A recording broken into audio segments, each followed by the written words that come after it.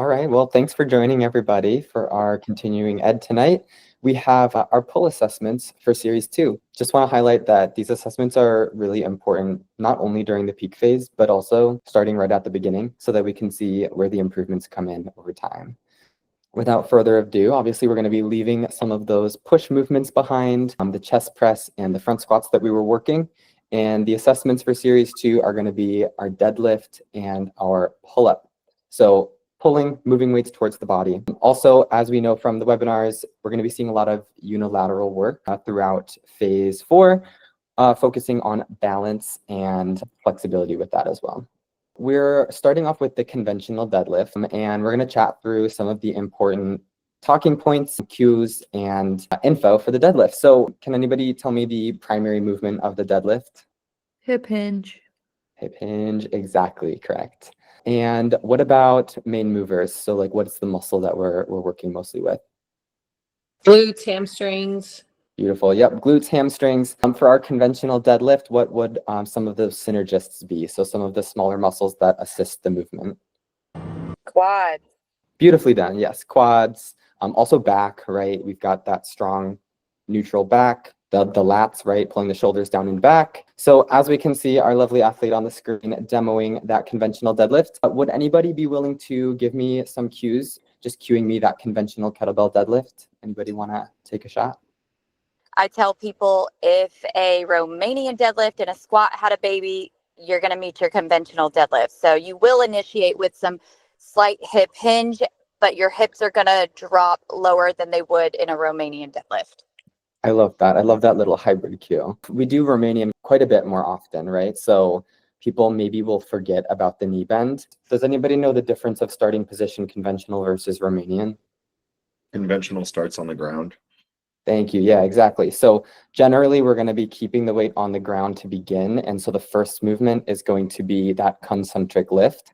Whereas in the Romanian deadlift, the bar starts at the hips, right? And then the first movement is the eccentric or the lengthening portion of that movement. Really well done. So let's just talk through a couple of these cues. You guys hit the nail on the head. Feet hip distance apart, barbell or kettlebell at hips or on the floor, depending on Romanian versus conventional here. Lats engaged, brace core. So one thing we also want to be really focusing on is that bracing of the core, which hopefully we've been coaching up in Series 1 with the front squats. But I always like to imagine that the whole studio is like shoulder height or chest height filled up with water.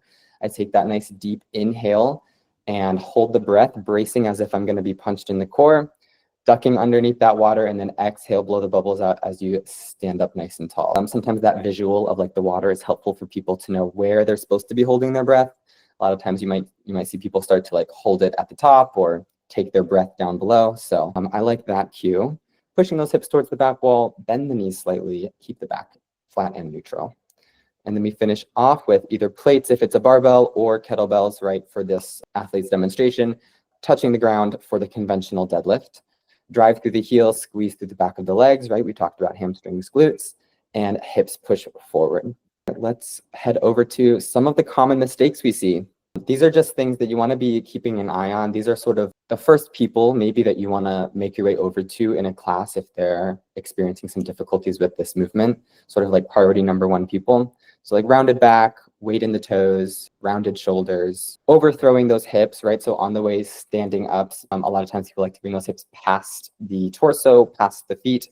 I call that the hangout position. It's sort of like you're resting on your ligaments instead of relying on the muscular tension to hold your body in place. And then either too much or not enough knee bend. So depending on what variation we're talking about, just as I think maybe it was Heather that said like we don't often do the conventional. So coaching people into bending their knees a little bit more so that weight can touch the ground without the head and the shoulders crossing past the hip line on that hinge. Anybody else have any other cues they like for any of these like common mistakes or other mistakes they want to throw out that they see often in the studio? I like to tell people to act like they're crushing a tennis ball underneath their armpit so they can take good lat engagement. Love that one. Yes, mine is $100 bill. I say don't lose your $100 bill under the armpit. Yeah, keep it pulling back for sure. One other thing that I like to do, because you have here weight in your toes, and if you had in the last slide, push through those heels. I always put it in the perspective of, yes, you're pulling the bar up, but push the floor away with your feet and through your heels as you're coming up. And so you can get all that power from your legs, from your lower body posterior chain, instead of more of the back, which is one of the biggest things too to watch out for. I love that, right? The pushing the floor away just as you're pulling the bar up. Yeah. That also reminds me of the pull-up, which we'll talk about, pulling the bar to yourself instead of like pulling yourself over the bar. Beautiful. I find a big one. It kind of comes with the rounded shoulders, rounded back, that the weight comes away from your body. I like to tell people to aim for their shoelaces with the weights rather than like their toes, because they'll end up going straight up and down, so that again, the kettlebells or the barbell, whatever it is, comes too far forward. So in addition to that, kind of squeeze the dollar bill or the tennis ball, just keeping it close to your body, aim for your shoelaces. A big one I use a lot that I've tossed out is collarbones up, collarbones to the ceiling. Just because if you actually try the movement yourself, if you try lifting those collarbones and keeping them towards the ceiling, you're going to get those lats to engage and you're going to have a proper pose and a proper position. Squeeze cheeks, of course. Sorry, guys, for the language, but squeeze cheeks to get firm, to keep that post chain absolutely dialed. I love that. I actually want to go back to the previous slide. Yeah, such a good cue because even her hinge isn't even as much as like the Romanian deadlift. So you can really feel that like pulling up sensation. That's great. I think a big common mistake that we see with members a lot as well is they'll be staring at the screens the entire time. So their head will be up and that'll create that huge curve in their spine. So I always tell my members to look about 6 to 8 feet in front of you or just look at the floor. Thank you for saying that. I call that the Barry's boot camp syndrome. Like when people are so used to deadlifts in front of a mirror and they're like watching themselves, everybody's like really in the mirrors there. But yeah, tucking the chin down. Yes, looking at the floor. Beautiful. Well done. Common mistakes for the staggered stance. I feel like we see a lot of mistakes here. The separation is too far. Exactly. Yeah. People love to lunge with it. Yeah. I just tell people like a heel to toe separation, but you can keep it about hip width apart. Nice. And you'll always get a big torso turn too. They'll have a lot of torso movement if they're not stable through their core, and at least just trying to think, pushing those hips back rather than, or trying to feel it more so in their front leg than the backside. That's a great cue. I see a lot of people lean back and they put all their weight on their rear foot. So yeah, reminding people this is actually a prep for the single leg. That's going to be your forward leg in this movement. Yeah. Another quick thing for that stagger stance is like that starting position with your feet parallel together. One thing I see often is they step forward and that shifts your center of gravity, just the slightest. So just remembering to cue them to you step back and get that heel toe placement in, and it makes a world of a difference. Love that, Ian. Thank you. I'd love to talk briefly about single leg. Any helpful cues that you found for your members for single leg deadlift variation? I like to tell them make sure they keep their big toe down, pinky toe, and their heel planted, and keep a proud chest. Try to stay lengthened because they commonly reach for the floor. I'm like, the floor is not going anywhere. Stay tall, stay proud, and think of lengthening your body. I love that. Yes, Heather, like the tripod of the foot, right? The 3 points, and then that almost that like feeling of like a string on the top of your head, a string through the back of the heel, like that pulling, that lengthening. Love it. I like that lengthening to feed off of that, Heather, and having them imagine that they're reaching their heel back towards the back of the room so that they're not focused on hustling towards the ground, because it's exactly what they do. They literally hustle and just kind of cave down. But if they imagine themselves reaching their heel backwards into that hinge, they're going to engage that more and stay locked in through that left hamstring or whichever side that they're doing.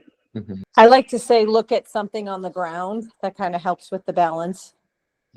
I see a lot of opening the hips too. Like whichever leg is on the floor, that opposite hip will start to open towards the other wall. So to start out with your hips parallel to the front of the room, or like headlights, right? Straight forward. You want to keep those hips parallel as you go back. And I find glute engagement, cueing glute engagement really helps with that as well, to keep that stability. Absolutely. On top of that, with what Anna said, pointing their back toe down towards the floor helps internally rotate that hip instead of pointing out to the side. Remind your member to slow down as they're performing the movement. It's not a rushed movement. You're not going to get, you're going to compromise your form trying to rush into it and come out of it both ways. Absolutely. Sometimes I'll even cue, lift your back foot up, find your balance completely upright, and then go for that hip hinge motion, right? Finding that balance first can be really helpful. I like to tell people to actually use their leg to push their body over. Just Mm. keeps that alignment from head to heel. And the other thing I'd say is those like tipping birds. It might be like an age dated reference for some people, but those old school tipping birds that used to flip back and forth, that's what they're doing. Such a good visual cue and a great reminder that like sometimes something like that really sticks out in your brain is so helpful for people. I love it. All right. Then really quickly bopping over to this final box, talking about what weight people should be using. So yes, this is an assessment, but this is also the base phase. So this is phase 4 we're talking about. Use the difficulty scale of 1 through 10. Use that rate of perceived exertion for people. See where they're at. We want them to be working hard, but also we're focusing on range of motion. We're focusing on flexibility so that when we do get to the build and the peak phase, we have perfect reps and not half reps in any of these movements. Do encourage your members to track it, right? So the tracking will be available. And that way we can see, how their weights are leveling up, not only over the 4 weeks of peak phase, but for the whole series, which is really the point of tracking the progress. The other thing I just wanted to point out is assisting with changing weights. And if you have 2 trainers on the floor, it's really helpful to have 1 trainer near those deadlifts, just helping like rack on the different plates for people, especially those Olympic barbells can be a little bit sticky to get the plates on and off. If you're looking for some tips and tricks, sometimes I'll get those 11-pound plates. I'll put them on the floor and I'll just wheel the whole barbell up onto the 11-pound plate. So it sort of is on that angle. So you can easily remove and add plates without sort of like working against the mats on the ground. Anything else for deadlifts before we move on? We feel good with this? I think a big one too, emphasizing the movement being quicker on the way up, like through the concentric phase, and then cruising through the eccentric phase, just so that they can lock in and actually dial that movement. And plus the eccentric is going to shock the nervous system a lot better, get that growth and get that sweat that we're looking for throughout the lift. So yeah, thank you for bringing that up because I didn't put tempo on those variations, but that's a huge thing is not going too fast on the way down, right? And really using that explosive movement. So thank you. Yes. All right, let's head over to pull-ups. A lot of members see this on the board and they quake in fear. So our goal, hopefully, for the next 3 months is to get every member on the bar. I think that would be an awesome goal for us to shoot for. Real quick, let's just do a little shout out round robin. What muscle is the main mover here? Lats. Lats, thank you, yes. And synergist that helped the lats out with this move? Biceps. Thank you, biceps. Triceps. Yep, full arm, absolutely. How about other muscles in the back, right? Rhomboids. Serratus. What was that one? Sorry. Sorry, guys. Serratus. Serratus, strong shoulder girdle or strong shoulder capsule. Shoulder girdle, rotator cuff. Capsule, rotator cuff, serratus anterior. Love these. Absolutely. Well done. Thank you, anatomy lesson. Also core, right? Huge thing for this one. Let's talk about some cues. Who wants to give me their 15-second gold star class introduction for the pull-up? Hands facing towards the front of the room. You want to make sure that you are pulling that bar down towards you so that your chin goes over the bar, keeping your back engaged, your core engaged, and then slowly letting yourself down. And then put that and I'll repeat. Beautiful. Thank you, Jennifer. Let's just talk through those one more time, one by one. So on the box, if needed, right? We've got those red boxes. Hold bar slightly wider than shoulder width. Palms are facing out or towards those TVs or towards the front of the room. Descend yourself until your elbows are straight. So that's setting up the movement. Obviously, bands as well, if needed, can be wrapped around that single foot. Starting in the hollow hold position, so bringing those feet slightly in front of the hips by engaging the core, engaging the lats, drawing the shoulders down and back, and then executing the movement, right? So pull the elbows down. I like to say, imagine breaking the bar in half. As you bring your chin over the bar, slowly returning to extended arms. And as you said, repeat. Let's talk about some common mistakes. Disengaged lats, so really trying to like pull without using actually the back muscles that are going to pull you over that bar. No hollow hold. So if you see those legs just dangling, they're sort of dead in the water there. It's going to make it so much harder to lift yourself up. Sometimes we see kipping or jerking, which is not so much in the program, but some people will bring that from other programs. So we generally want to leave that one at the door. And then we have not overthrowing hip. That was for deadlifts, apologies. But we have swinging, like swinging back and forth, or the legs, especially in those bands, they sort of turn into a little bit of a seaweed sometimes, right? And that comes again with keeping that hollow hold engaged. Do we have any tips, tricks, other common mistakes you see, or anything that you use to cue to fix these common mistakes? I feel like we notice a lot of people at the bottom of the pull-up full extension that their shoulders are all the way up by their ears. So again, disengaging lats, but at the bottom of extension. So keeping their shoulders down even when they're fully extended before they make the pull. Great reminder. Yes. Couple points with the swinging with that, especially with the one with the bands, if they're modifying, either cross your feet, squeeze those feet together, or just squeeze them close together side by side to help keep that core engaged so they're not swinging as much.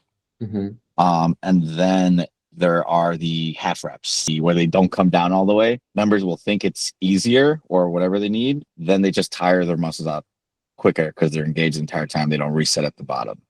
Telling them to come down all the way. That's a huge one. They're afraid of going down all the way because they don't think they can get themselves back up. Yes, but it just fatigues them quicker. Exactly.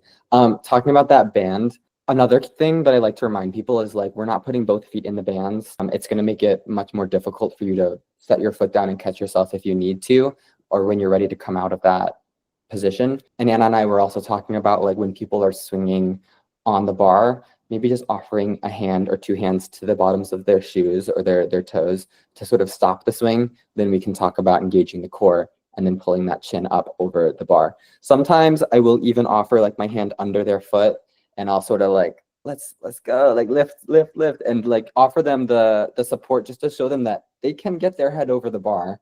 And then I'll bring them down and I'll say, okay, so let's try that again without my help. I've used the band in like a lengthened position. If they can stand into a tall position, like as they go into the descent and they're in the dead hang, if they can get a proper band that doesn't add either too much tension or maybe not enough, they can wrap their foot across to keep a long extended leg position. It'll add some good variance and kind of help with engaging their core, because they're going to have to keep their feet underneath the center of body. So they're going to have to engage their core, keep their chin tucked as they're trying to engage those lats and pull themselves up. Oh, I love That's that. a big one I've used, yeah. Especially if you don't want to put them, like, if you're not wanting to actually manually lift them, just because they will start relying on having a coach there all the time. If you teach them how to use bands, dude, they will grab them. They will start getting used to having them. They build trust in it, man, and then it gets rocking. Because then they start going down on bands too, so. Exactly. Educating them on what is the correct band they should be using, right? Some people way overdo it and they're slingshotting up to the ceiling. Some people just try a purple band. They can't make it happen. I love that. That's great. Let's talk about variations. All right. So banded, obviously we've talked about banded a little bit here. Finding the right band, supporting them with that. Jump start. So this is a really helpful way to start the movement. So you're starting on the red box, right? Hands are on the bar, and you're going to give yourself a little hop to send the chin over the bar. And then you can just slowly lower yourself back down. This is very similar to the eccentric version we see, but instead of just doing the tempo on the way down, you're also just adding that hop. It can be really helpful for people just to show them like, yeah, you can get yourself over the bar. And you can also then really feel the correct muscles you're supposed to be engaging. You can feel your lats when your elbows are down by your rib cage up there. And then we can just work on that slow eccentric portion of the lift. And then of course, yeah, we have the eccentric version, which is just classic pull-ups with a slower descent. Underhand grip, right? So that would be our chin-ups. This is a great one for beginners as well, because you do get a little extra bicep help on the way up. So sometimes I'll recommend people start off with the underhand grip, even if overhand is programmed here as a modification. And of course, the dead hang, right? So finding that hollow hold position, legs are out, arms are lengthened. The big thing here, right, is that I forget who said it, but right, the lat disengagement, the shoulders come up. So really encourage them in that position to focus on drilling those lats down so that they're feeling what it would feel like if they were to go for the pull-up. That's also a great position where then they can just do their scapular pull downs, right? I think we've all talked about this one before, working up the strength to be able to go for that larger concentric motion. Cues you've seen work really well that help for these variations that you want to share? Wrapping your thumbs under the bar and telling them to think of it as a moving plank in the air. So they're not pulling away, like thinking of pulling themselves away from the bar. They're moving straight up towards it to get their chin above it. Love that. Pull the chest and collarbones through the bar and engage those lats, but also try to direct those elbows into your back pockets. I like to use the suspension trainer as well if that's an option. It's just sometimes tricky getting them set up under it properly. But if they're not totally comfortable being on the bar with the different options we've given them, then go ahead and pull that suspension trainer down, get them into that L sit position. And I tell them the handles are just like that pull-up bar, so you're pulling straight up. That's huge. Yes, if those are out and available, that's such a great variation. And they're on the floor, so they feel really safe, right? They feel safe to try this. That's great. Thank you.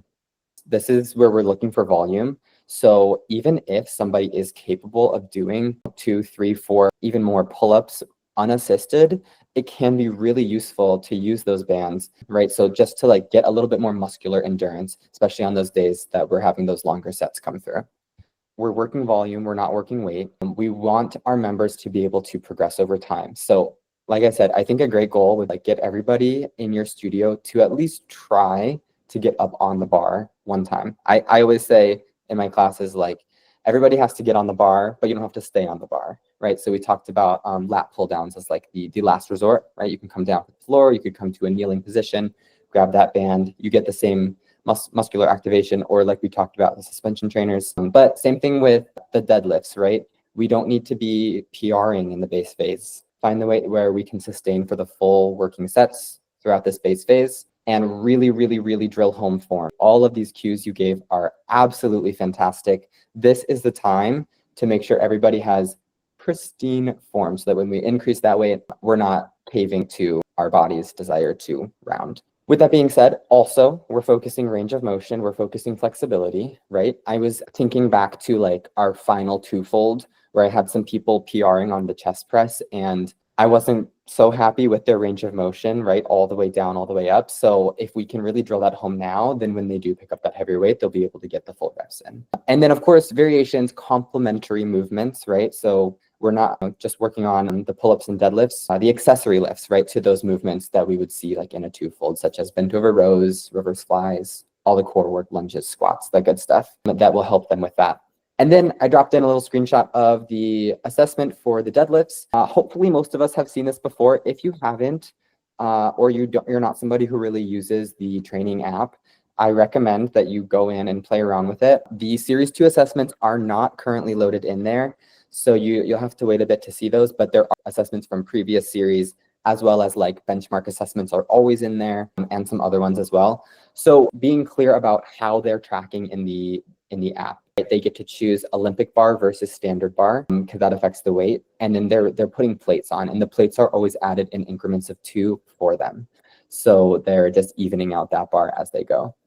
That's about all I had. Definitely take all of the information and talk about it in the studio, right? When you get into coach, if you have a co-coach on the floor, talk about what variations you guys want to prioritize in your studio on a current day. I want to see everybody on the pull-up bar in the base phase. That's my goal for sure. All right, y'all. Well, thank you so much for taking the time to be here. I really enjoyed spending some time with y'all, hearing your cues. I feel like I got a lot of wealth of information from you. So again, take it, run with it. I hope you guys have a fantastic Thursday and we'll see you guys Thursday.